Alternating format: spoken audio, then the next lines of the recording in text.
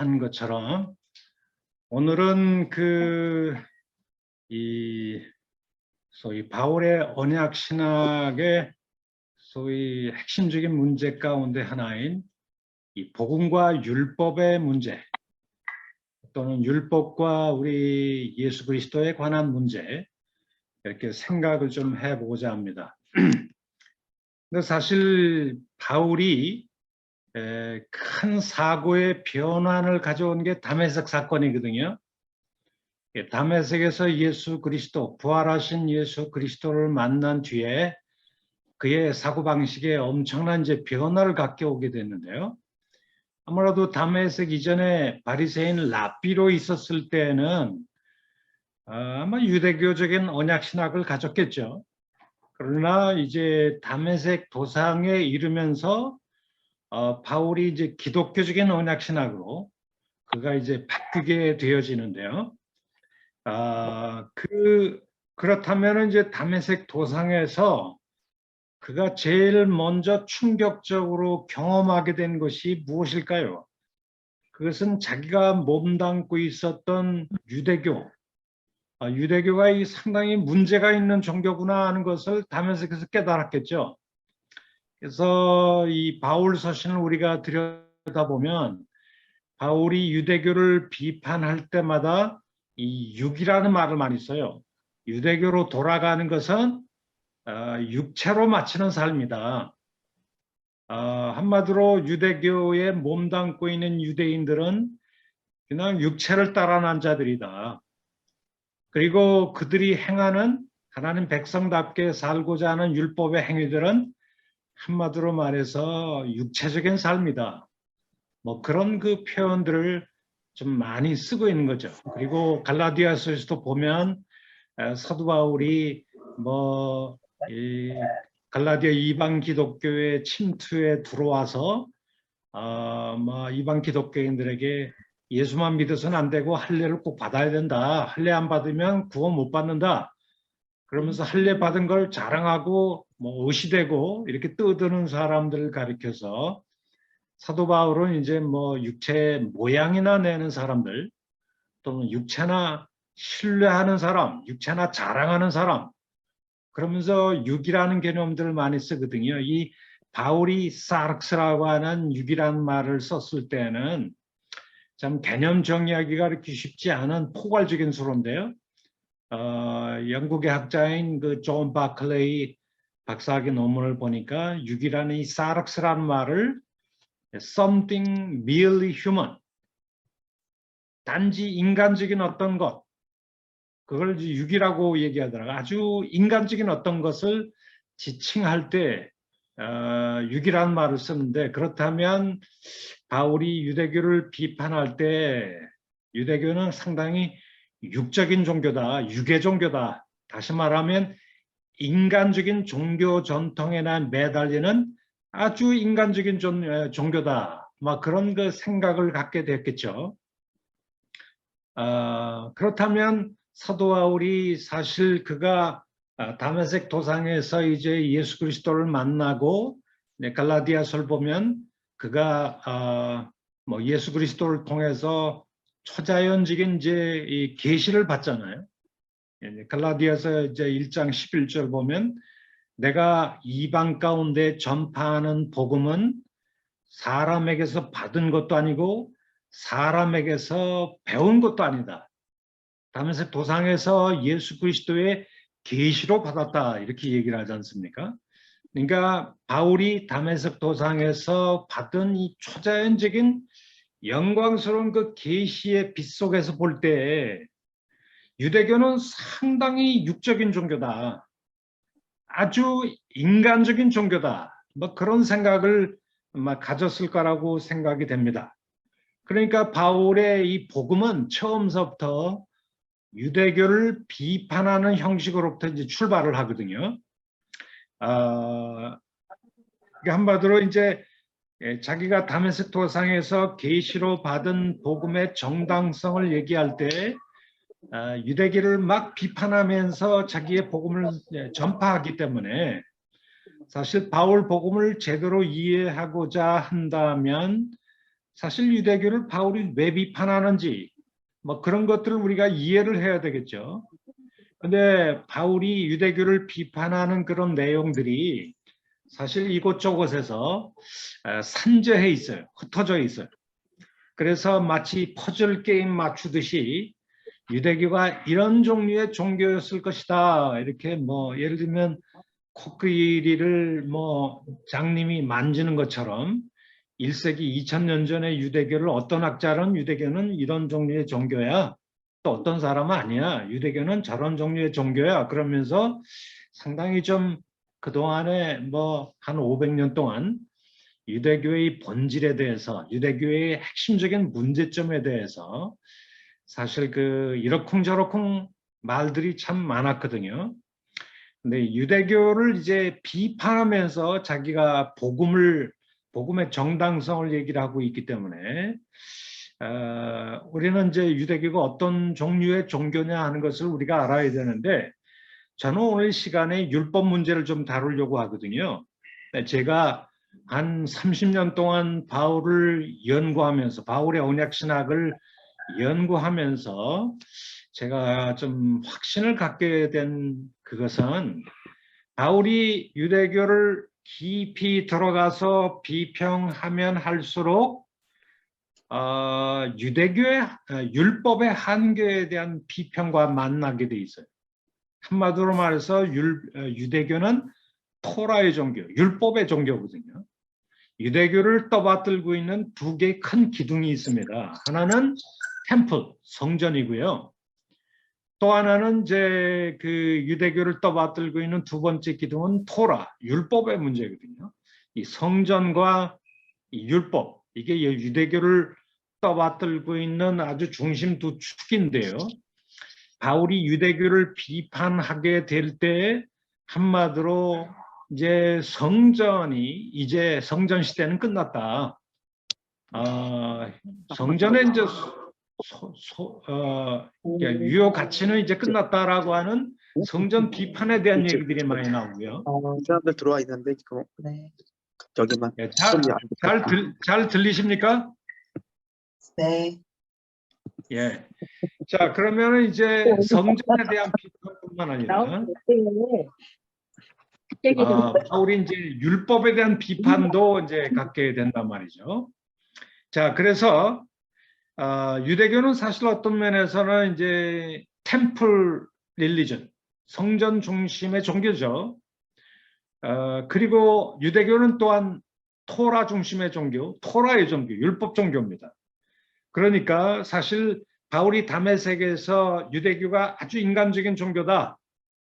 유대교의 문제점을 이제 깊이 깨닫게 되면서 유대교를 막 공격을 하기 시작하는데 유대교는 아주 인간적인 종교다, 육적인 종교다. 유대교는 사실 굉장한 문제가 있다. 뭐 이런 걸 이제 비판하게 될 때에 그 유대교 비판의 핵심에는 항상 율법에 대한 비판이 놓여 있어요. 한마디로 유대교의 한계는 율법 자체의 한계와 맞물려 있다. 뭐 이런 생각을 우리가 갖게 됩니다. 율법 자체가 이런저런 한계가 있다 보니까 사실 그 한계를 지닌 것이 유대교죠. 그래서 오늘 이 시간에는 바울의 그 큰 언약신학의 그 패러다임 속에서 율법은 이제 신에서 나온 언약이거든요. 바울의 이 언약신학의 지난주에 말씀을 드린 것처럼 바울의 언약신학의 근본 토대는 아브라함 언약이라고 말씀을 드렸어요. 그 아브라함 언약의 또 다른 이제 시내산에서 맺어진 언약이 시내산 언약, 율법 언약, 모세 언약이라고 하는 건데요. 보통 바울은 이제 올드 카베넌트라고 얘기하죠. 옛 언약이라고 얘기를 하게 되죠. 그 옛 언약의 한계가 나와서 그걸 극복하기 위해서 나온 것이 예레미야와 에스겔서가 얘기하는 뉴 카베넌트, 새 언약이라고 하는 이제 사고방식이 나와요. 그러니까 옛 언약에 한계가 있다 보니까 그 한계를 극복하기 위해서 하나님께서 새로 주신 것이 이제 새 언약이거든요. 그러니까 바울 복음은 어떻게 보면 그 토대는 아브라함 언약에 토대를 두고 있고요. 그리고 바울 복음의 진정한 성취는 새 언약에 있다. 그러면 바울 복음과 율법 언약은 어떤 관계에 있는가? 우리가 지난주에 제가 말씀을 드렸어요. 이 바울 복음이 율법과 맺고 있는 관계는 긍정적인 면도 있고 부정적인 관계도 있다. 이렇게 말씀을 드렸죠. 한마디로 말해서 이제 이 바울 복음은 율법과 아주 대척 지점에서 좀 대립적인 관계 속에서 얘기할 때가 많죠. 사도 바울이. 뭐 예를 들면 이 율법은 죄 문제를 절대 해결할 수 없다. 율법 아래 들어가면 율법의 저주 아래 갇히게 된다. 그러므로 우리 율법은 또한 죄를 더 많아지게 할 뿐이다. 우리는 율법에 얽매인돼서 갇히게 된다. 그러므로 우리 그리스도 안에 있는 자는 율법에 대해서 죽었다. 우리 그리스도인들은 뭐 율법 아래에 더 이상 있지 않다. 사실 바울이 율법에 대해서 굉장히 부정적인 얘기들을 많이 쏟아내고 있거든요. 바로 이런 바울 복음과 율법의 이 부정적인 관계에 주안점을 두고 율법이냐 복음이냐 둘 중에 하나 선택해라.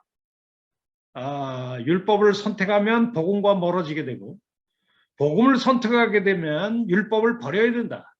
뭐 이런 식으로 율법이냐 복음이냐 이런 식으로 너무 이분법적으로 접근한 그 사람이 마틴 루터죠.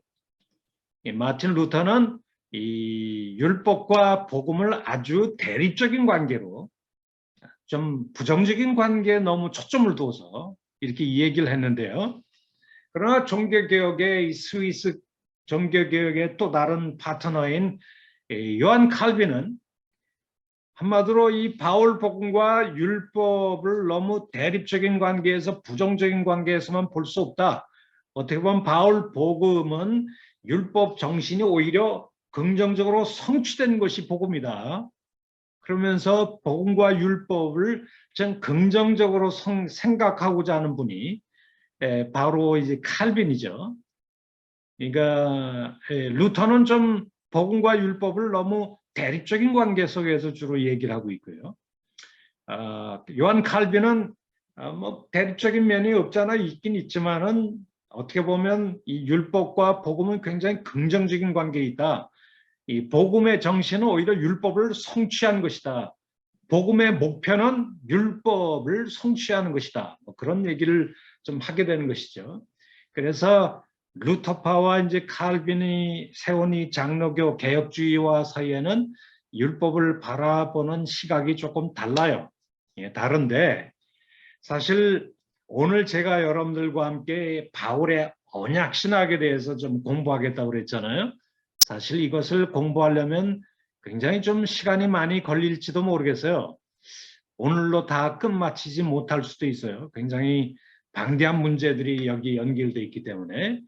그래서 오늘 저는 바울 복음과 율법의 문제, 정말 루터처럼 바울은 율법을 그냥 부정적으로만 봤는지 아니면 칼빈처럼 복음을 추구하다 보면 이제 율법을 또 긍정적으로 봐야 되는지 이 복음과 율법의 관계가 뭐냐?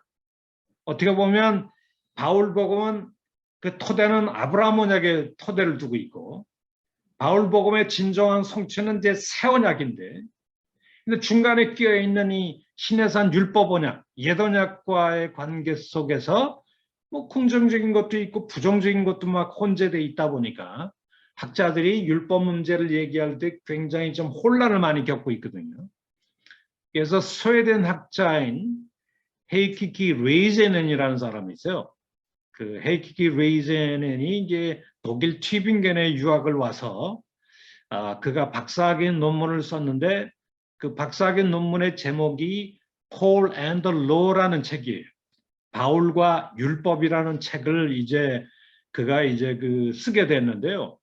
제가 영국에서 박사학위 논문을 쓸 때 이 책을 Paul and the Law라고 하는 책을 읽어보니까 그야말로 기가 차더라고요. 한마디로.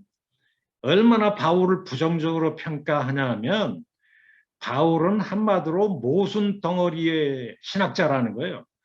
바울을 위대한 신학자로 생각하던 시대는 끝났다. 뭐 그런 얘기까지. 바울 신학의 특징은 모순에 있다. 어떤 때는 율법에 대해서 뭐 율법은 필요 없어. 율법은 그리스도 안에서 다 폐지된 거야. 뭐 이렇게 얘기를 하다가 또 어떤 때는 아니야. 나는 그런 얘기한 적이 없는데 오히려 복음을 쫓아가다 보면 율법을 오히려 굳게 세우는 거야. 율법을 오히려 성취하는 거야. 내가 언제 율법을 폐기한다고 얘기한 적이 있나? 그런 얘기한 적이 없는데 그러면서 한쪽에서는 율법은 그리스도 안에서 폐기됐다 이렇게 얘기를 하는 척 하다가 좀 정신이 좀 제대로 돌아오면 나 율법에 대해서 이렇게 부정적으로 폐기된다고 얘기한 적이 없는데 그렇게 또 바뀐다는 거예요. 그러니까 한마디로 긍정과 부정, 율법에 대해서 부정적으로 얘기했다가 긍정적으로 얘기했다가 자꾸 왔다 갔다 하는 영어로 말하면 oscillation이라고 하는데 oscillate.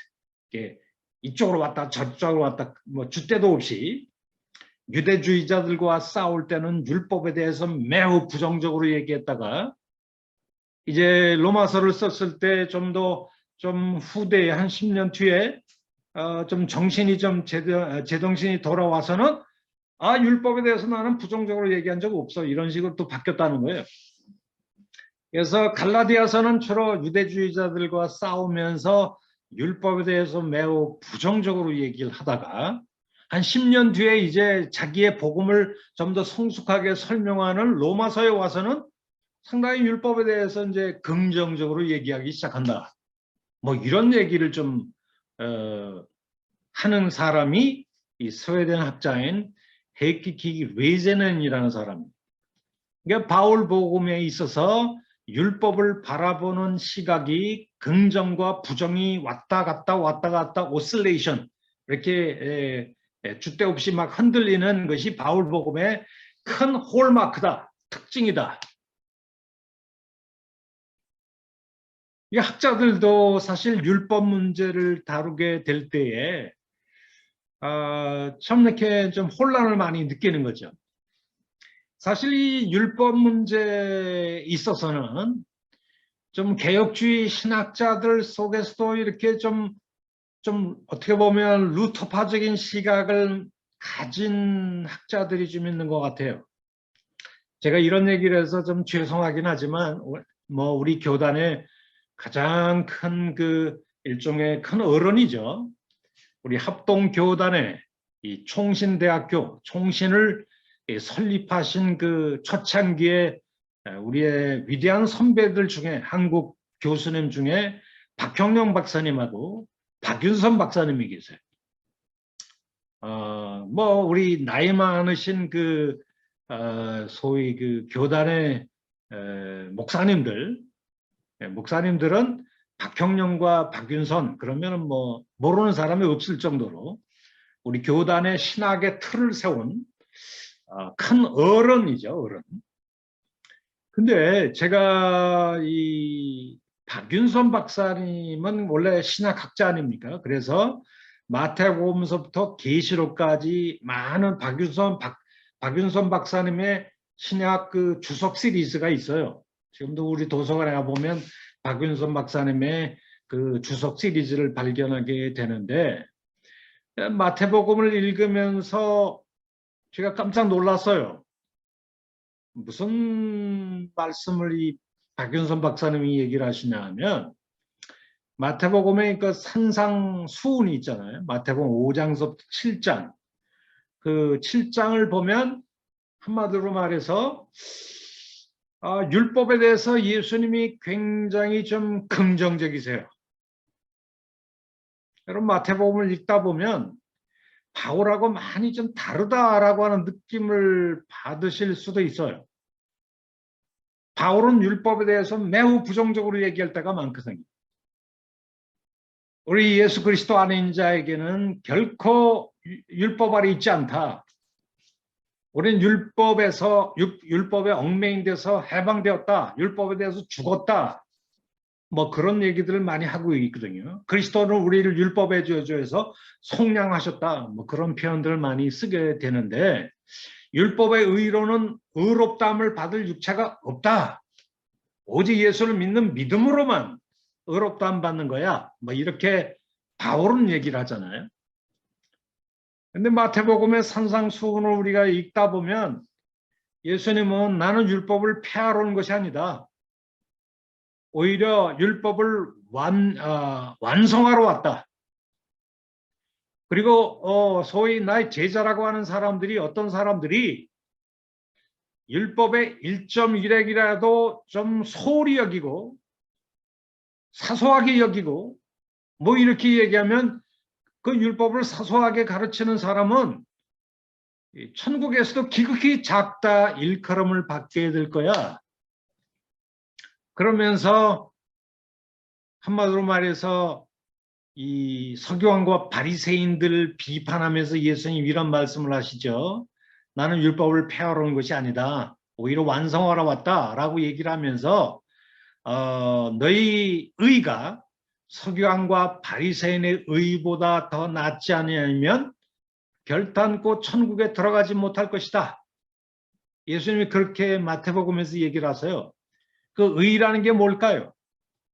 율법을 행하는 순종 행위를 의라고 얘기하거든요. 구약에서는 천편일적으로 의는 율법을 행하는 자를 의인이라고 얘기를 합니다. 율법을 범하는 자를 죄인이라고 보고 율법을 이제 범하는 자를 율법을 순종하고 행하는 자를 의인이라고 여기게 되어지는데요. 그런데 예수님이 뭐라고 말씀하셨냐면 너희 의가 서기관과 바리새인들보다 더 나은 의를 갖추지 못하면 결단코 천국에 들어가지 못할 것이다. 그러면 서기관과 바리새인보다 더 나은 의가 뭘까요? 그것은 율법의 근본 정신을 예수님이 가르치신 대로 올바로 행하는 자가 의인이야. 그러면서 나더러 주여 주여 하는 자마다 천국에 못 들어가고 하늘에 계신 내 아버지의 뜻대로 행하는 자라야 천국에 들어갈 것이다. 어떤 율법사가 예수님께 와가지고 무슨 선한 일을 행해야 내가 영생을 얻겠습니까? 이렇게 얘기를 했단 말이에요. 뭐 바울식으로 우리가 답변한다면 영생을 얻기 위해서는 뭐 율법을 행하냐? 무슨 선행을 행하냐? 오직 나를 믿어라. 뭐 이렇게 얘기를 할 것 같은데 바울식으로 얘기하면 예수님이 이렇게 말씀하세요. 영생에 이르는 길은 율법에 다 기록되어 있다는 거예요. 너는 율법을 어떻게 읽어왔느냐? 율법에 뭐라고 영생을 얻는 길에 대해서 얘기가 되느냐? 이렇게 얘기를 했을 때 율법사가 위로는 하나님을 사랑하고 옆으로는 이웃을 내 몸처럼 사랑하라고 하는 이 율법의 가장 근본이 되는 두 계명을 지키는 것, 그것이 영생을 얻는 길이라고 생각합니다. 이렇게 얘기했을 때 예수님 뭐라고 말씀하셨어요? 내 대답이 옳다 이렇게 얘기를 하거든요. 그러면서 일을 행하라. 그러면 살리라. 내가 영생에 들어가려거든 율법을 행하라. 뭐 이런 얘기까지 예수님이 하신단 말이에요. 그러니까 사실 그 루터 같은 사람은 바울을 매우 좋아하겠죠. 율법을 통해서는 영생, 구원, 의를 얻을 자가 없으니까. 오직 예수를 믿는 십자가의 구속의 은혜를 믿음으로 우리가 의롭다함 받는다고 우리가 생각을 해야 되는데 율법의 행위로는 구원 얻을 자가 없다. 의롭다함 받을 자가 없다. 이게 바울의 시각인데 예수님은 영생에 들어가려는 율법을 지켜라. 너의 의가 서기관과 바리새인보다 더 나은 의를 갖추지 못하면 천국에 못 들어갈 거야. 뭐 이런 얘기를 예수님이 하신단 말이에요.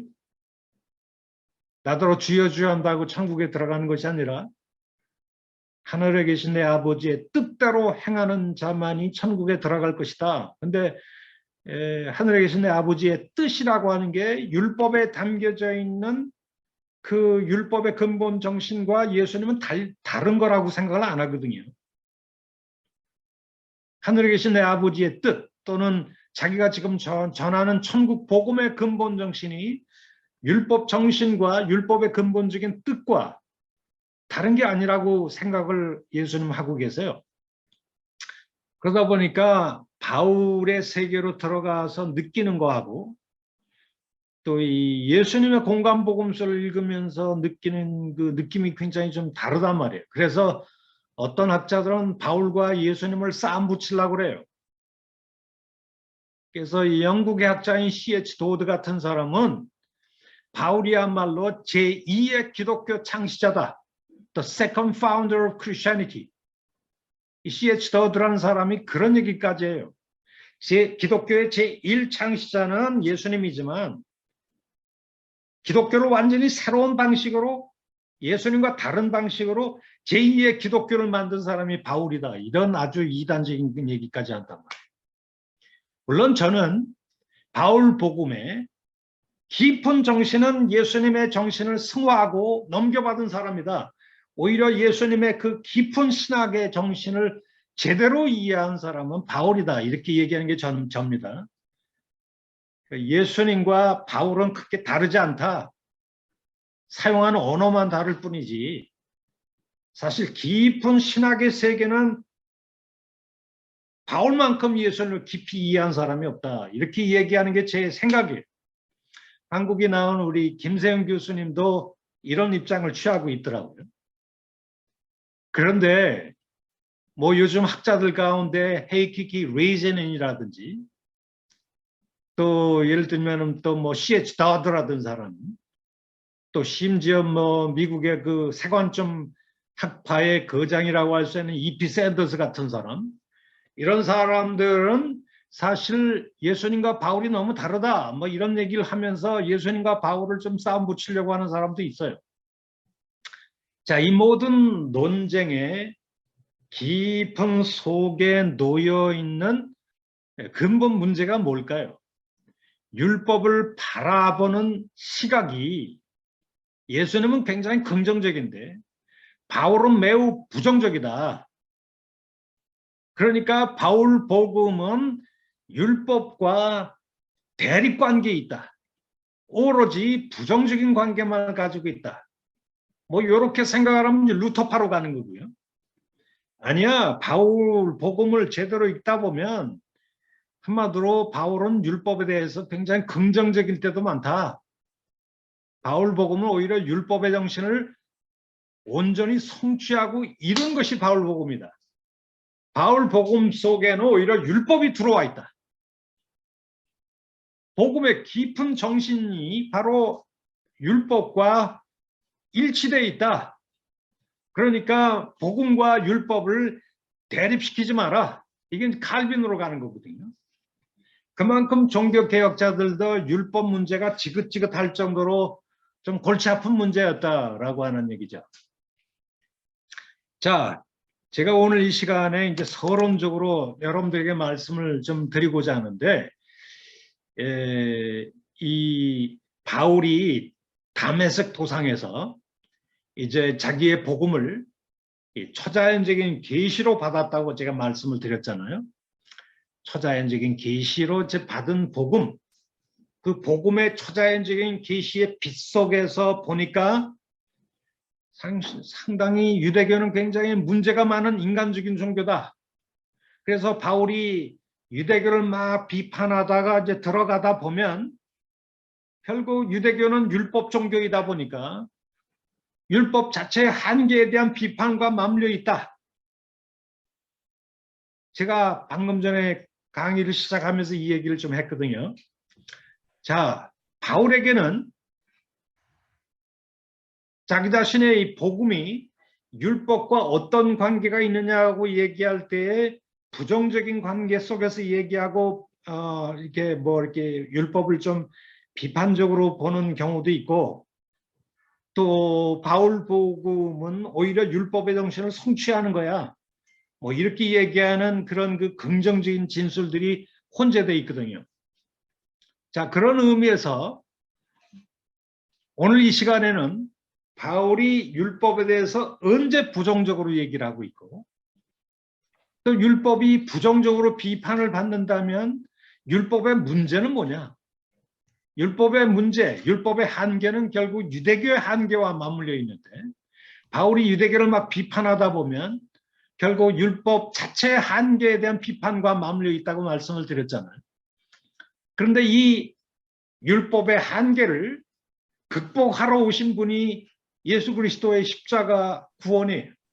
예수 그리스도를 통해서 율법의 이 부정적인 한계를 극복하고 율법의 근본 정신은 하나님을 사랑하고 이웃을 사랑한다는 긍정적인 복음의 정신이 오히려 십자가 구속을 전하는 바울 복음을 통해서 오히려 긍정적으로 성취된다라고 하는 얘기가 동시에 들어있어요. 그래서 오늘은 이 율법의 한계들이 뭔지 한 3가지로 여러분들과 함께 먼저 말씀을 드리고자 합니다. 율법의 첫 번째 한계는 뭐냐라고 하는 것을 좀 말씀을 드리고 싶은데요. 첫 번째는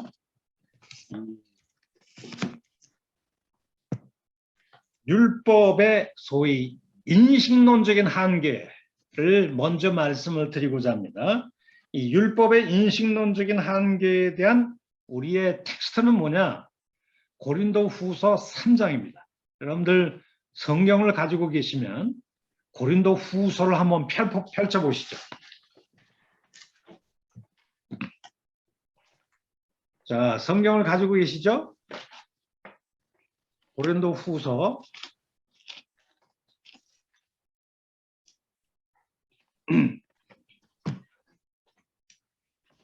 우리 고린도후서 3장 12절서부터 18절까지 우리 다 같이 한번 읽었으면 좋겠습니다. 자, 고린도후서 3장 12절서부터 18절까지. 오늘 이제 율법의 첫 번째 한계는 수건을 벗겨낼 수 없는 율법의 인식론적인 한계다. 여러분들에게 나눠드린 강의 실러버스에도 뭐 간단하게 제가 이 얘기를 말씀을 드렸는데요. 이 율법의 인식론적인 한계가 뭐냐? 이 부분을 한번 생각해 보고자 합니다. 자, 고린도후서 3장 12절 제가 읽겠습니다.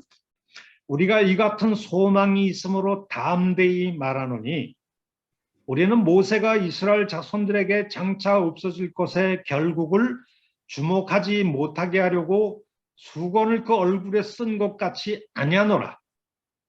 그러나 그들의 마음이 완고하여 오늘날까지 구약을 읽을 때 그 수건이 벗겨지지 아니하고 있으니 그 수건은 그리스도 안에서 없어질 것이라.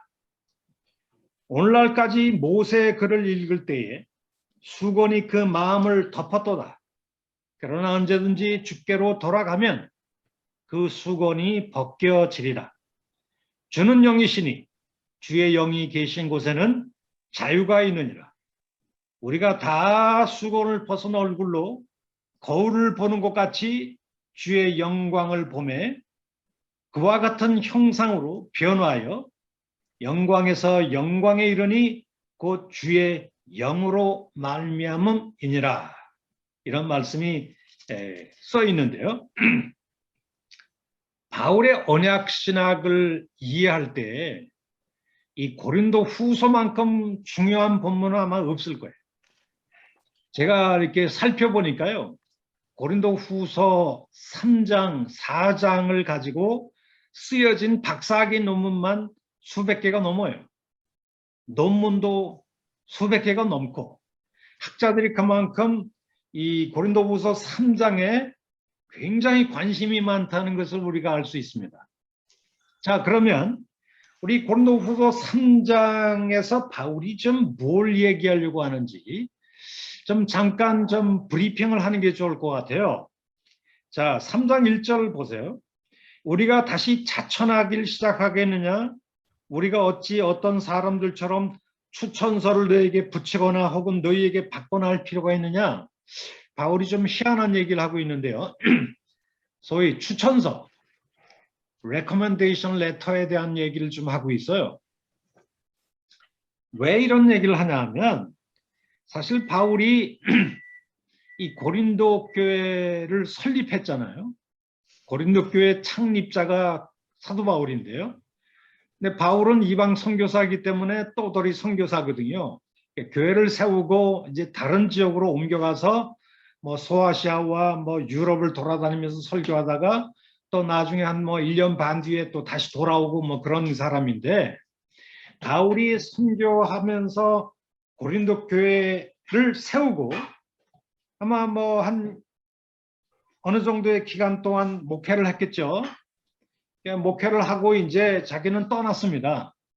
떠났는데 바울이 떠난 사이에 일종의 바울을 반대하는 소위 율법을 강조하는, 바울은 예수를 믿고 의롭다함 받는데 율법이 필요 없다고 생각을 하는데 이 사람들은 좀 율법 선생이 돼가지고 율법을 매우 강조하는 사람들이었던 것 같아요. 그러니까 거짓 유대주의 기독교인들이죠. 율법을 엄청나게 강조하는 사람. 그러면서 이 사람들이 바울을 막 비판했던 것 같아요. 바울이 뭐 할례도 필요 없다, 율법도 필요 없다, 오직 믿기만 하면 된다, 뭐 이런 얘기를 하다 보니까 바울은 가짜야. 그 사람이 얘기하는 거 들을 거 하나도 없어. 그러면서 너희 이방 기독교인들도 율법을 지켜야 돼. 뭐 이런 식으로 강조하게 된 것 같아요. 근데 이제 율법 선생들이 뭘 가지고 다녔냐 하면은 이따가는 누가 써준 추천서를 가지고 다닌 것 같아요. 추천서.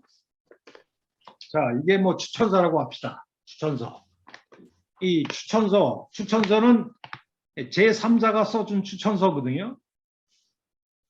이 추천서를 보여주면서 우리가 진짜 사도야.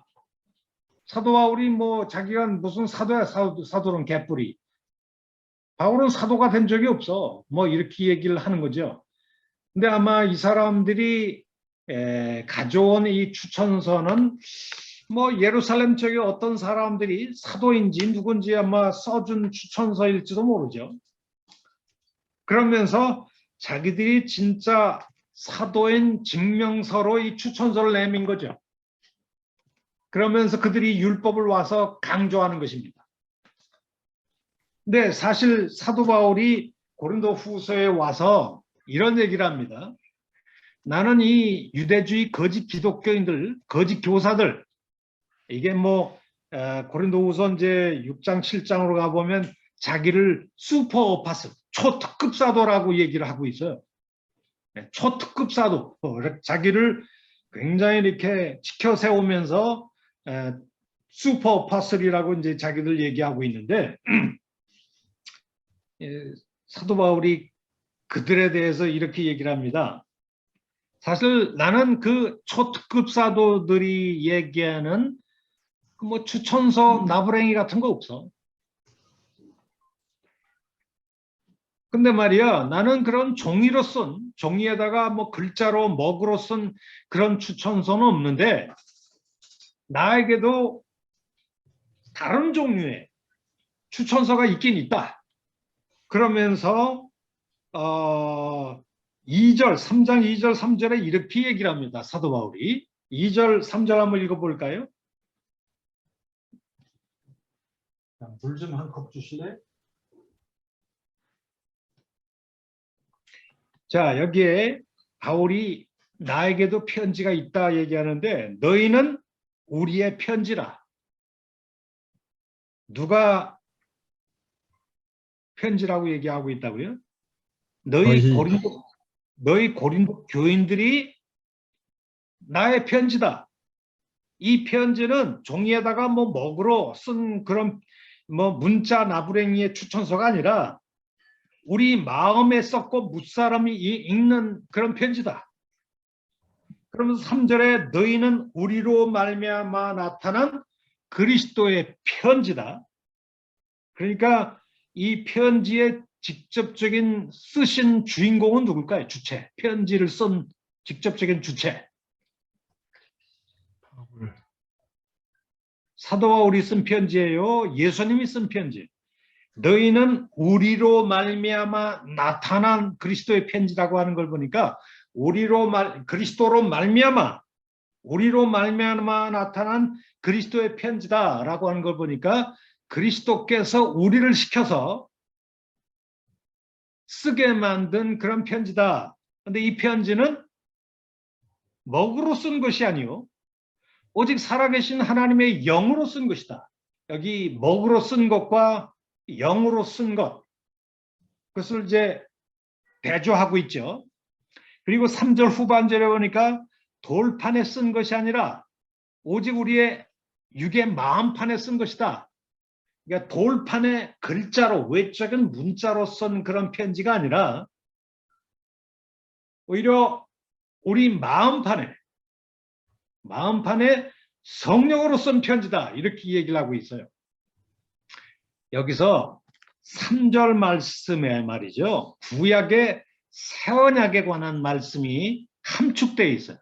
여러분 예레미야서를 보면은 사도 바울이 무슨 예레미야가 무슨 얘기를 합니까? 날이 이르리니 내가 유다 집과 이스라엘 집에 새 언약을 맺을 것이다. 근데 이 새 언약은 이 시내산에서 모세를 통해서 맺은 그 옛 언약, 모세 율법 언약, 그것과 다른 새 언약을 내가 체결할 것인데, 이 새 언약의 이 새 언약이 옛 언약과 모세 율법 언약과 다른 점은 뭘까요? 율법 언약은 돌판에다가 문자로 새긴 언약이었지만 나는 이제 율법을 너희 마음판에다 직접 새기겠다. 이게 예레미야 31장 31절의 말씀이거든요. 이게 돌판에다가 외적인 문자로 쓰던 것은 옛 언약이지만 그 율법을 갖다가 이제 우리 마음판에다가 새기는데 뭘로 새기느냐? 먹으로 새기는 것이 아니라 성령으로 새기겠다는 거예요. 한마디로 마음판에 율법을 새겨넣겠다고 하는 것은, 그래서 새 마음을 갖게 만들겠다라고 하는 것은 마음을 근본적으로 변화시키겠다 이거예요. New Heart로. 이것은 에스겔서를 보면 성령이 하는 사역과도 깊이 연관되어 있어요.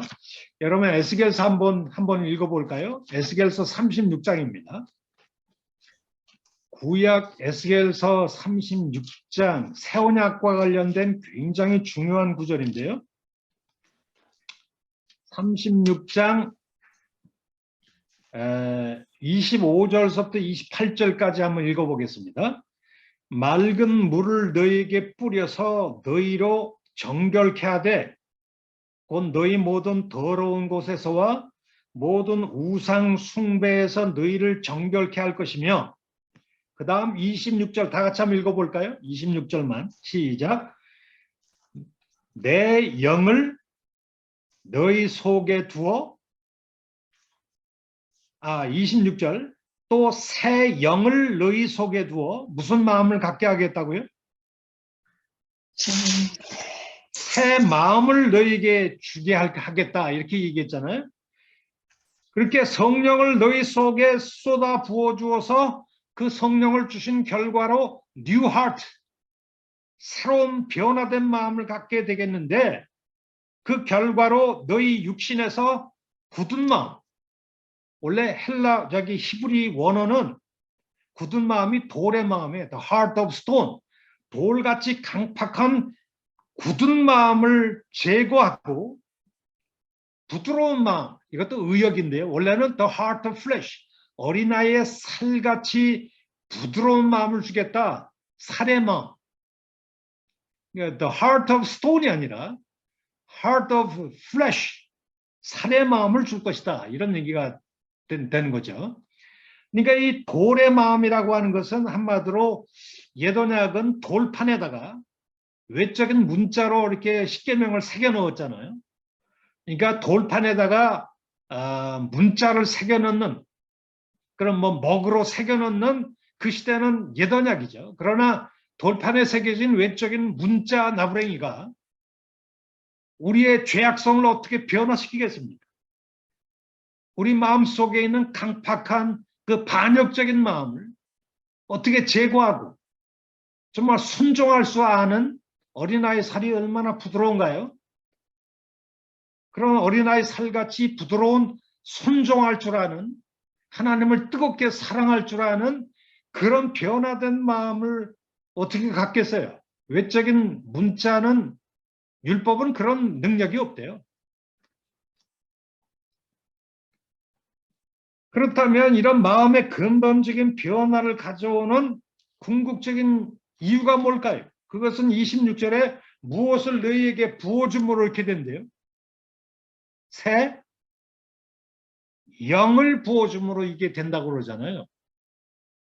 그러니까 새 언약 시대를 이끌고 들어오는 가장 근본적인 특징은 우리의 마음 자체를 근본적으로 변화시키는 거죠. 돌같이 굳은 강팍한 마음을 제거하고 하나님을 기쁘게 순종할 줄 아는 부드러운 말캉말캉한 마음, 어린아이 살같이 그런 마음을 우리에게 주시겠다는 거예요. 그런데 이런 마음의 근본적인 변화는 두 가지를 통해서 오죠. 예레미야서가 얘기하는 것처럼 예수님의 십자가 구원을 통해서, 십자가 예수님의 죽음을 통해서 우리가 변화의 새 사람이 될 때 우리가 이런 마음의 근본적인 변화를 겪게 되고요. 두 번째는 성령의 역사예요. 그래서 새 언약 시대의 가장 큰 특징은 십자가와 성령입니다. 새 언약 시대가 도래했다. 예수님 안에서 새 언약 시대가 왔다라고 하는 건 뭘 통해서 그게 가능해졌나요? 예수님의 십자가 구속과 그 십자가 사건을 통해서 역사하는 새 언약의 영인 성령을 통해서 이루어지는데요. 요 사고방식이 예레미야서와 에스겔서의 중심 사상이에요. 그런데 고린도 후서에 바울이 예레미야서와 에스겔서의 그 새 언약에 관련된 구절을 암시적으로 인용을 하면서 너희는 우리로 말미암아 나타난 그리스도의 편지인데 이는 먹으로 쓴 것이 아니라 오직 살아계신 하나님의 성령으로 쓴 것이다.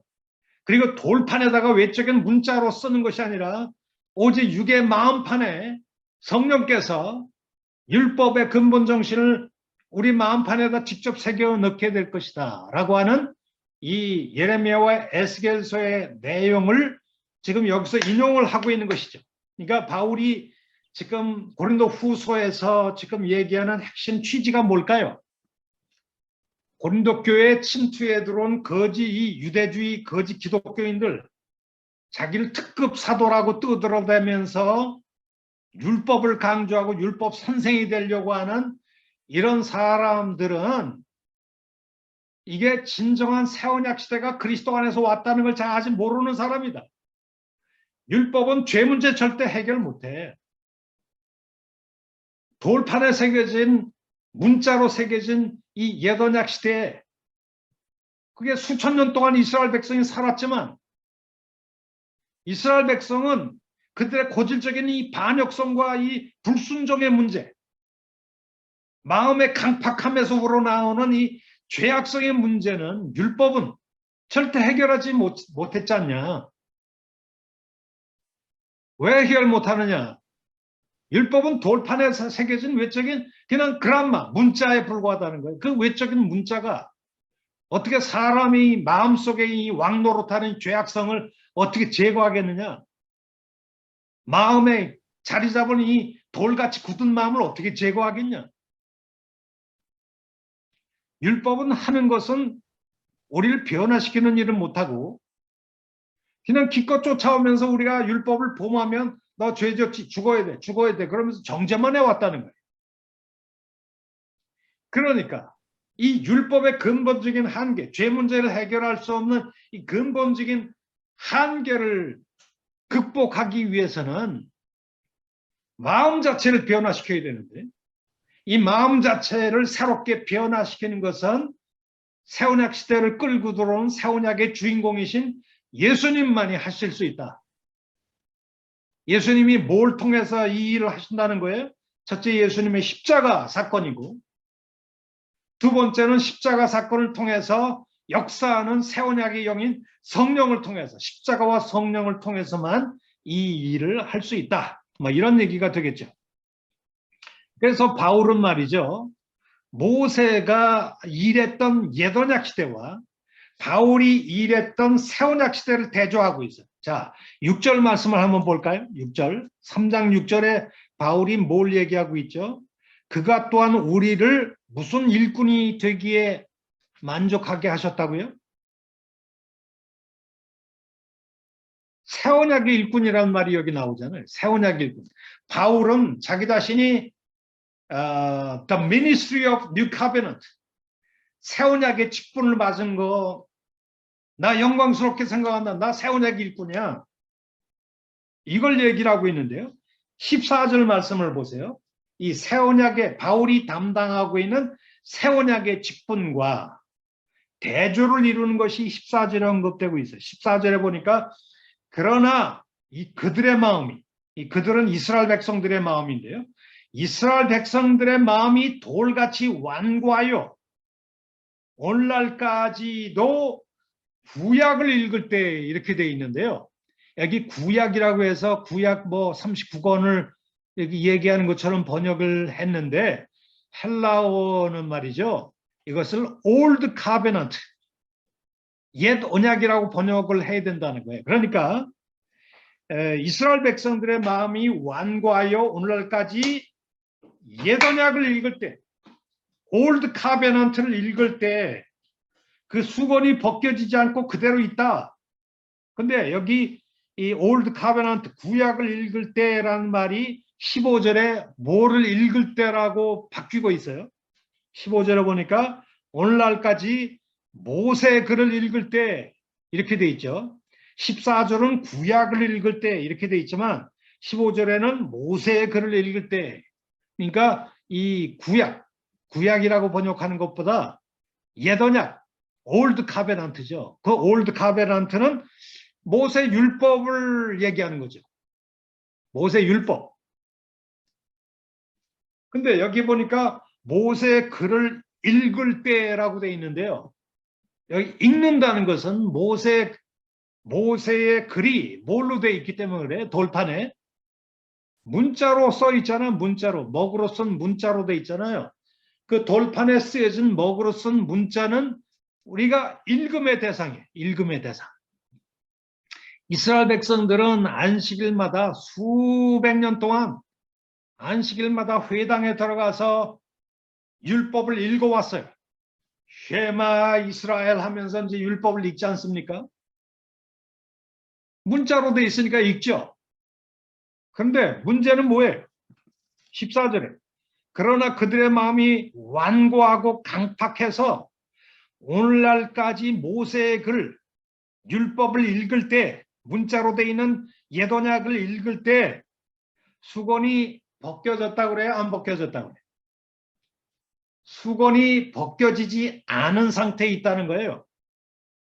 여기 수건이 칼로 말할 말인데요. 이게 왜 나오는지 아십니까? 구약 출애굽기 33장 34장에 보면 이스라엘 백성들을 모세가 이제 이집트에서 해방시켜서 가나안 땅으로 들어와서 이제 시내산을 거쳐서 가나안 땅으로 들어가잖아요. 그런데 시내산에서 도착했을 때 이 율법의 말씀을 받기 위해서 모세가 시내산에 하나님의 산 호렙산에 올라갑니다. 근데 40일 동안 내려오지라는 거예요. 밑에 있는 이스라엘 백성들은 모세가 내려오길 기다렸는데 안 내려오니까 모세가 죽었는가 보다 생각을 해가지고 아예 모세 필요 없다. 이제는 하나님과 직통거래하자. 그래 놓고는 참 엉뚱한 일을 벌이죠. 이집트에서 나왔을 때 그들이 본 게 뭐 황금 송아지를 만들고 거기다가 뭐 신이다 그러면서 뭐 우상 숭배를 해왔잖아요. 그래서 이 모든 금부치를 갖다가 이스라엘 백성들이 다 모아가지고 뭐 그럴듯한 황금 송아지를 만든 거예요. 황금 송아지. 그러면서 이것이 이집트에서 우리를 건져낸 여호와다라고 하면서 황금 송아지를 우상 숭배를 하게 된 거죠. 우상 숭배. 그래서 모세가 두 돌판을 시내산에서 받아가지고 내려와 보니까 이스라엘 백성들이 그 짓 하고 있는 거예요. 그래서 화가 나가지고 자기가 가지고 내려온 이 십계명의 두 돌판을 던져서 깨졌죠. 그래서 그날 죽은 사람이 뭐 엄청나게 많이 죽었어요. 그래서 모세가 십계명이 깨졌으니까 이제 여호와의 율법의 말씀을 받기 위해서 다시 올라갔습니다. 다시 시내산에 올라가는데 올라갔을 때 아주 특이한 현상이 벌어집니다. 그 현상이 뭐냐 하면 모세가 여호와와 말씀함을 인하여 그 얼굴에서 광채가 났다라고 돼 있어요. 여러분 잘 아시죠? 모세는 그걸 잘 몰랐던 것 같아요. 근데 십계명을 받아가지고 이제 다시 내려옵니다. 내려오는데 그 황금 송아지 우상 숭배 사건을 겪었던 이 범죄한 이스라엘 백성들이 모세 얼굴을 보니까 하나님 얼굴을 쳐다보는 것처럼 두려움이 생긴 거예요. 그래서 다 도망가 버렸어요. 여러분, 두려움은 왜 생기나요? 범죄 때문에 생긴 거죠. 죄를 졌잖아요. 황금 송아지 우상 숭배 사건을 벌이다 보니까 그 범죄한 이스라엘 백성들의 그 상황 속에서 모세를 보니까 마치 하나님을 보는 것처럼 두려움이 생긴 거예요. 그래서 다 도망가니까 모세가 할 수 없이 자기 얼굴에서 나는 광채를 가리기 위해서 수건을 쓴 겁니다. 수건을. 여호와 앞에 들어갈 때는 수건을 벗고 있었어요. 근데 이제 여호와 앞에서 나올 때, 장막에서 나올 때, 성막에서 나올 때는 뭐 백성들이 하도 두려워하니까 이제 수건을 가리고서 여호와의 말씀을 전한 것이죠. 이것이 출애굽기 33장, 34장의 이야기예요. 이걸 고린도 후서에 바울이 가지고 와서 이렇게 얘기를 합니다. 14절, 13절 한번 보세요. 13절. 고린도후서 3장 13절에 우리가 모세가 이스라엘 자손들의 장차 없어질 것에 결국을 주목하지 못하게 하려고 뭘 주목하지 못하게 하려고 수건을 그 얼굴에 쓴 것 같이 아니하노라. 그러니까 수건을 안 쓰는 사람은 누굴까요? 12절 말씀을 보세요. 3장 12절. 우리가 이 같은 소망이 있으므로 담대히 말하노니, 이 담대히라고 하는 말이 파레시아라는 말인데요. 이게 오픈 마인드를 얘기하는 거예요. 수건 같은 거 안 쓰고 정말 담대하게 오픈 마인드로 열려진 개방된 자세로 바울은 얘기하겠대요. 그러면서 누구하고 비교를 하고 있어요. 13절에 보니까 모세하고 자기를 비교하는 거예요. 자기는 수건 같은 거 안 쓰고 오픈 마인드로 확 트여진 마음으로 담대하게 얘기를 하는데 13절에 모세는 어땠어요? 이스라엘 자손들에게 장차 없어질 것의 결국을 장차 없어질 것은 결국은 이 모세 얼굴에서 나는 이 광채, 영광의 광채도 장차 없어질 거거든요. 영원히 모세 얼굴에서 광채가 나는 게 아니기 때문에 결국은 없어질 겁니다. 근데 그 없어질 영광을 주목하지 못하게 하려고 수건을 그 얼굴에 쓴 모세와 나는 다르다 이거죠. 그러니까 새 언약의 일꾼인 사도 바울은 뭐 이렇게 뭐 얼굴에다 뒤집어 쓰고 수건 뒤집어 쓰고 그러지 않고 정말 오픈 마인드로 담대히 파리시아의 태도를 가지고 얘기하겠다. 모세가 말해 자기 얼굴에서 나는 광채를 없어질 영광을 주목하지 못하려고 수건을 그 모세가 쓴 것 같이 나는 안 하겠다는 얘기죠. 나는.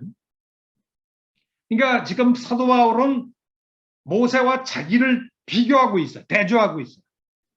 모세는 수건을 뒤집어 쓰고 얘기를 했잖아요. 그런데 새 언약의 직분을 맡은 사도 바울은 나는 그런 수건 같은 거 필요 없어. 오히려 오픈 마인드로 파레시아로 얘기하겠다. 이렇게 얘기를 하고 있는 거죠. 14절 한번 보세요. 그러나 이제 모세가 얼굴을 뒤집어 쓴 건 이스라엘 백성들이 범죄 가운데서 자꾸 두려워하니까 이제 그 수건을 뒤집어 쓴 거 아닙니까? 근데 그 수건이 모세가 뒤집어 썼던 수건이 그냥 없어진 게 아니라 14절 보니까 언제까지 남아 있어요. 그러나 그들의 마음이 이스라엘 백성들의 마음이 완고하여 한번 따라서 합시다. 오늘날까지. 한번 따라서 해보실까요? 오늘날까지. 오늘날까지 이 오늘날까지라는 말은 15절에도 나와요. 오늘날까지 모세의 글을 읽을 때라고 돼 있는데요. 그러니까 오늘날까지가 언젠가요? 모세의 율법의 말씀을 오늘날까지 읽었다는 말인데 이스라엘 백성들이. 그러니까 십계명이 주어진 게 모세 때 아니에요. 시내산에서. 그때부터 오늘날까지 바울이 지금 얘기하는 이 시대까지 이스라엘 백성들이 모세 율법을 읽어왔다는 거예요. 읽어왔다는 거예요. 근데 그 오늘날까지 모세의 글을 읽을 때, 율법의 말씀을 읽을 때 그들의 강팍한 마음을 덮고 있었던 수건이 그 마음을 덮었는데 수건이 없어진대요? 안 없어진대요? 14절 말씀해 보세요. 그들의 마음이 완고하여 오늘날까지도 구약을 읽을 때 그 수건이 벗겨지지 않고 지금도 있다는 얘기 아니에요? 그러니까 여기 주목해 보세요. 이 수건은 두 장소에 덮여 있어요. 원칙적으로는 모세 얼굴에 덮여 있던 수건인데 14절 말씀에 보면 이 수건이 누구의 얼굴에도 덮여 있나요? 14절 15절에도. 특별히 15절 말씀에 오늘날까지 모세의 글을 읽을 때 수건이 무슨 마음에 덮였더라?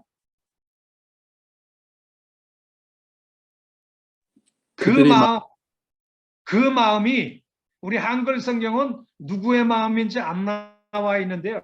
헬라어 원문을 보면 그들의 마음이라고 돼 있어요. 그들의 마음. 이게 모세 개인의 마음이 아니라 바울 당대 이스라엘 백성들의 마음을 덮고 있다는 거예요. 그러니까 수건이 모세 얼굴에 덮여 있었고 원래는, 그런데 그 동일한 수건이 누구의 마음에도 덮여 있다?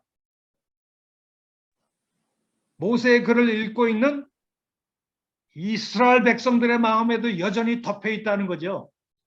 근데 재미있는 건 말이죠. 헬라어 원문에는 정확하게 나타나는데 한글 성경에 없는 게 있어요. 14절 말씀해 보세요. 그러나 그들의 마음이 완고하여 오늘날까지도 구약을 읽을 때 그 수건이라고 되어 있는데요. 그 수건이 the very same veil이라고 되어 있어요. 여기 same이라고 하는 게 영어에 무슨 역할을 하고 있나요? 헬라어는 호, 아우토스, 칼룸마 이렇게 되어 있는데 이 아우토스가 정관사와 명사 사이에 들어가면요. same의, the very same의 의미를 가지고 있어요. 쉽게 말하면 모세 얼굴에 덮여 있던 것과 동일한 종류의 수건이 the same veil이 바울 당대, 또 바울 당대 이전에 이스라엘 백성들 그들의 그 율법을 돌판에 글자로 써 있는 율법을 읽는 내내 이 강팍한 이스라엘 백성들의 마음에 그 수건이 덮여 있었다는 거예요. 벗겨지지 않냐고. 여기서 말하는 수건은 인간의 마음, 강팍한 마음을 덮고 있는 죄악성을 상징하는 말이죠. 원래 모세 얼굴에 덮여 있던 수건도 이스라엘 백성들의 범죄 때문에 덮여져 있잖아요. 그런데 그 현재 이스라엘 백성, 오늘날까지 율법을 읽기는 엄청나게 우라지게 많이 읽어요. 그런데 그 읽기는 읽는데 그 율법이 문자로 돼 있다 보니까 읽는 거죠. 쉐마 이스라엘하고 읽기는 읽는데 항상 뭘 쓰고서 읽는 거예요, 이스라엘 백성들이? 네?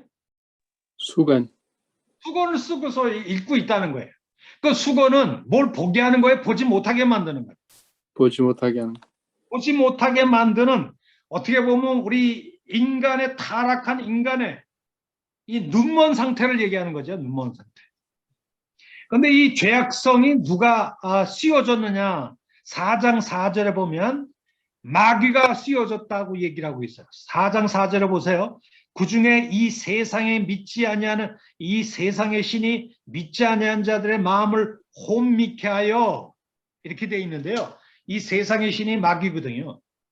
이 마귀가 이스라엘 백성들이 율법을 읽을 때마다 그들의 강팍한 마음에 이 죄악성의 수건을 쓰고서 읽게 만든다는 거예요. 그러니까 율법 자체도 이해를 못하는 거죠. 눈이 가려져 있으니까.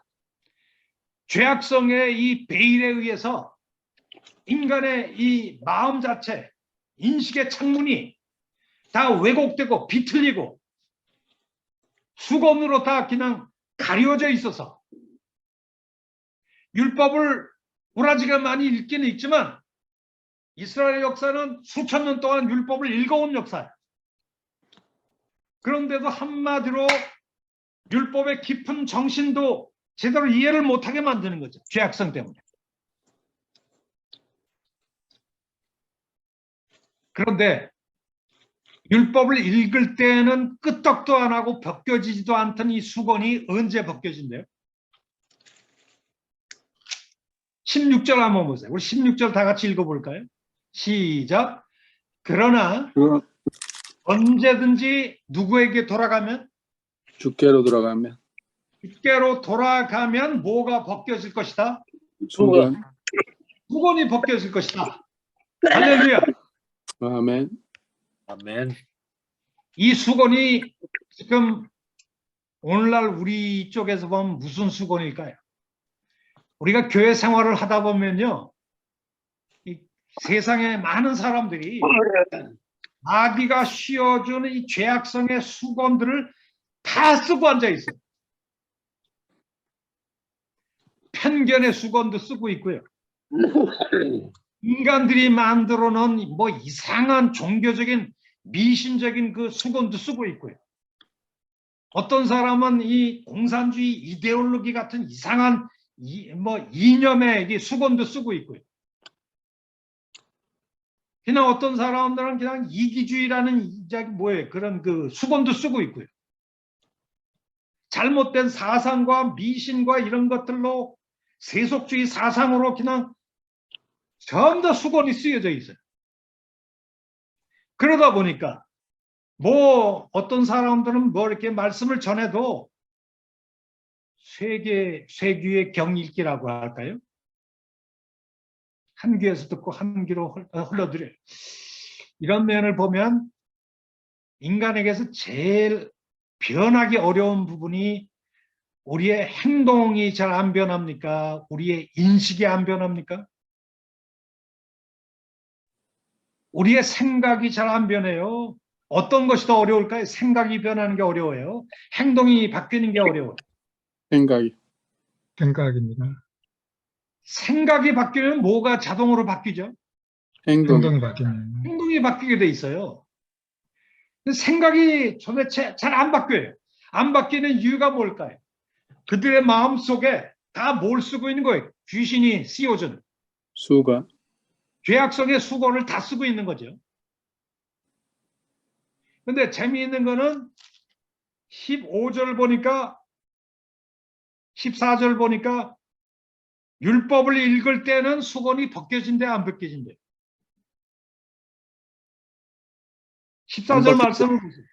그들의 마음이 완고하여 오늘날까지 구약, 예언약, 모세 율법을 읽을 때는 그 수건이 뭐하고 있지 않다? 안 벗겨집니다. 안 벗겨지고 있다라고 하는 거죠. 이 얘기를 여러분들이 지금 들여다보면 바울이 지금 엄청난 얘기를 하고 있어요.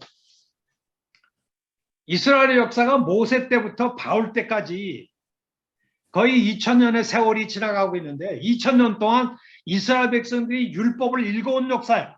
그런데 율법을 읽어온 이스라엘의 역사가 다 뭘 쓴 역사예요? 수건. 수건을 쓴 무지몽매한 역사였다는 거예요. 율법을 통해서 뭘 안다고 뻐기긴 하지만은 쥐뿔도 모른다는 거예요.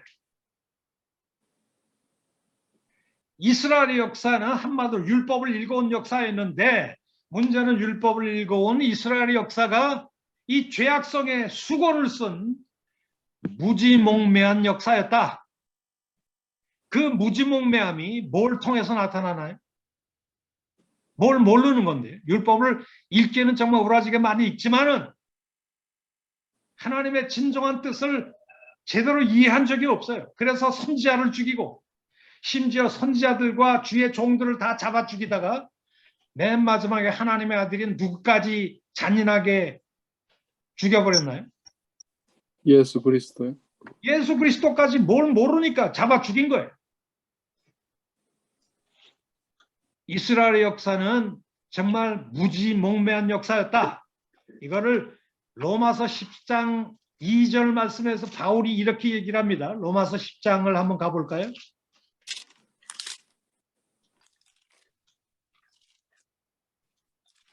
로마서 10장 1절 2절 형제들아 내 마음에 원하는 바 하나님께 구하는 바는 누구를 위해서 기도한다고요? 이스라엘을 위해서 기도하는데 그들도 제발 구원을 받았으면 하고 기도하는 거 아니에요? 이 얘기는 이스라엘이 명색의 하나님 백성이라는 이스라엘도 구원을 받지 못한 상태에 있다는 거예요. 이방인과 똑같이. 그러면서 2절에 바울이 뭐라고 얘기합니까? 내가 증언하느니 그들이 하나님께 열심히 있어요. 종교적인 열심은 무진장 많은데 뭘 따른 열심이 아니었다고요? 올바른 지식. 올바른 지식을 따른 열심이 아니었다. 한마디로 수건을 쓴 무지몽매한 열심이었다는 얘기죠. 그러니까 지금 바울이 고린도 후서에서 얘기하는 건 뭘까요? 이스라엘 백성들은 율법을 통해서 하나님의 뜻을 뭘 안다고 자부하던 사람이에요. 근데 바울이 지금 와서 보니까 율법은 우리 마음에 강팍한 죄악된 마음에 덮여져 있는 이 죄악성의 수건을 벗겨내고 우리에게 인식의 새로움을 줄 수 있는 능력이 율법은 있다 없다? 없다. 율법은 우리 마음에 마귀가 씌워놓은 이 죄악성의 베일을 벗겨낼 능력이 없다는 거예요. 벗겨낼 능력이. 그건 누구의 역사가 증명하나요? 수천 년 동안 율법을 읽어왔던 이스라엘의 역사가 증명한다는 거예요. 그런데 이 수건이 언제 없어진다고요? 율법을 읽을 때는 벗겨지지 않고 있다가 16절에 그러나 언제든지 누구에게 돌아오면 주께로 돌아오면 주께로 돌아오면 그 수건이 벗겨질 것이다. 여러분 제가 한번 질문을 던져볼게요. 왜 율법을 읽을 때는 수건이 죄악성의 수건이 끄떡도 안 하고 있다가 왜 예수님에게 돌아오면 수건이 즉각 벗겨집니까? 그 이유가 뭘까요? 새 영을 마음에 부르시니까. 예수 그리스도의 배수. 여러분 그 이유는 4장 6절에 언급되어 있어요. 고린도후서 4장 6절에 어두운 데서 빛이 비치라 말씀하셨던 그 하나님께서, 그러니까 어두운 가운데서 빛을 비추라라고 하는 건 창세기 1장 3절 빛창조의 하나님이죠. 그런데 하나님이 창조 때 그 어둠 속에서 빛을 창조하셨던 그 빛이, 창조의 빛이 지금 어디서 나와요? 창조의 빛이. 예수 어두운 데서 그리스도. 빛이 비치라 말씀하셨던 그 하나님께서 예수 그리스도의 어디에 있는, 예수 그리스도의 어디에서 나오는, 얼굴. 예수 그리스도의 얼굴에서 나오는 하나님의 영광을 아는 뭐를? 빛. 빛을 우리 마음에 비추신다는 거예요. 그러니까 예수님의 얼굴에서 나오는 하나님의 영광을 아는 그 인식의 빛이 창세기 1장 3절에 어두운 데서 창조된 이 빛창조, 창조의 빛과 여기서 유비관계에 있어요. 그 창조의 빛이 지금 누구의 얼굴에서 나온다고요? 그리스도의 얼굴. 예수 그리스도 얼굴에서 창조의 빛이 나온다는 거예요. 그 빛을 다메섹 도상에서 누가 그걸 창조의 빛을 겪었다는 거예요. 6절에 보니까 하나님의 영광을 아는 빛을 바울 사도의 마음에 비추셨다는 거예요. 새언약 시대 우리 그리스도인에게 비추셨다는 거예요. 그러니까 예수님은 누구실까요? 하나님. 아멘. 창조, 빛을 어두운 데서 빛을 창조하신 하나님. 하나님. 창조자 하나님이세요. 특별히 많은 학자들은 4장 6절의 이 고백이 바울의 다메섹의 사건을 반추한다고 생각하고 있어요. 바울이 엄청난 빛을 하나님 오른편에 서 계신 예수님에게서 빛이 쫙 오면서 눈이 멀어버렸잖아요. 너무나 빛이 너무나 강렬해서 그 사건을 지금 얘기하고 있는데요. 그러면 예수님은 빛을 창조하신 창조자 하나님이에요. 그렇다면 율법을 읽을 때는 끄떡도 안 하던 이 죄악성의 수건이 예수님에게 돌아오면 벗겨지는 이유가 뭘까요? 예수님은 빛을 창조한 누구이기 때문에 하나님. 창조자 하나님이세요. 빛 창조의 하나님. 못 벗겨낼 죄악성의 수건이 없다는 거예요. 그렇다면 율법이 더 강할까요? 예수님이 더 강할까요?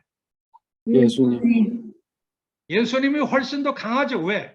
율법은 도탄에 새겨진 그냥 외적인 문자 나부랭이야. 근데 내용은 참 좋지만 그 외적인 문자가 사람을 변화시킬 수 있다 없다? 없다. 우리 인간의 강팍한 마음에 덮여져 있는 이 죄악성의 수건을 벗겨낼 능력이 율법에는 있다 없다? 없다. 없다는 거예요. 그러면 이 죄악성의 수건을 벗겨낼, 그래서 우리 인식의 이 창조의 빛을 비출 수 있는 그분은 누구실까요? 다메섹 도상에서 바울이 만났던 예수 그리스도. 예수 그리스도. 그분만이 우리의 인식에 덮여 있는 죄악성의 수건을 벗겨내고 우리에게 인식의 새로움을 주실 수 있다.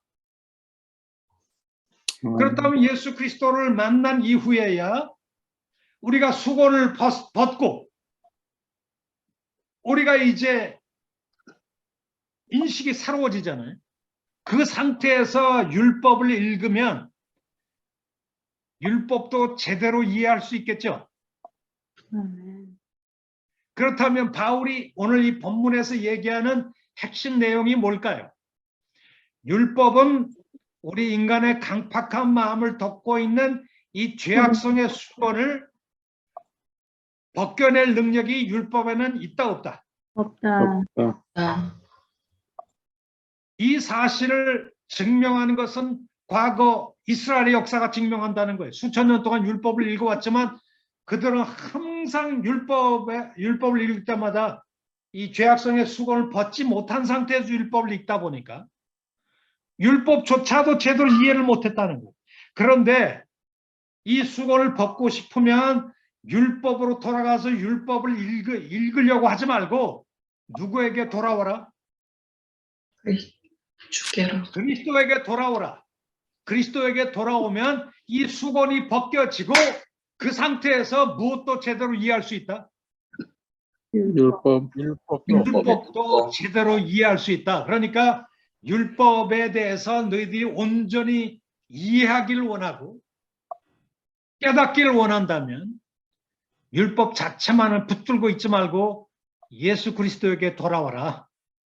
그러면 수건을 벗은 얼굴로 이제 마음의 인식의 새로움을 얻게 되고 그 수건을 벗은 얼굴로 율법조차도 올바로 이해할 수 있다. 그러니까 율법의 그 진정한 뜻을 발견하는 자리는 율법을 읽을 때가 아니라 오직 그리스도 안에 들어올 때만이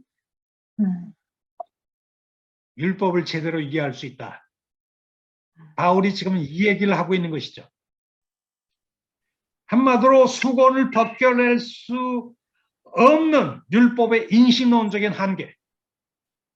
누가 그걸 극복하신다는 거예요? 예수님이 율법의 한계를 극복하신다는 거예요. 율법 자체는 이 수건을 벗겨낼 수 없는 인식론적인 한계가 있는데 바로 그 인식론적인 한계를 가지고 있는 종교가 유대교라는 거예요. 그러니까 하나님의 진정한 뜻을 알고 싶다면 율법 종교인 유대교로 기어들어갈 생각하지 말고 Return to Christ. 그리스도에게 와. 그리스도의 복음을 받아들여. 그러면 복음의 빛 속에서 율법도 제대로 긍정적인 율법도 이해할 수 있을 거야. 바로 이것이 바울이 지금 얘기하는 핵심 이야기다 이렇게 볼 수 있겠죠. 아멘. 이해가 되십니까? 아멘. 음. 자, 그러면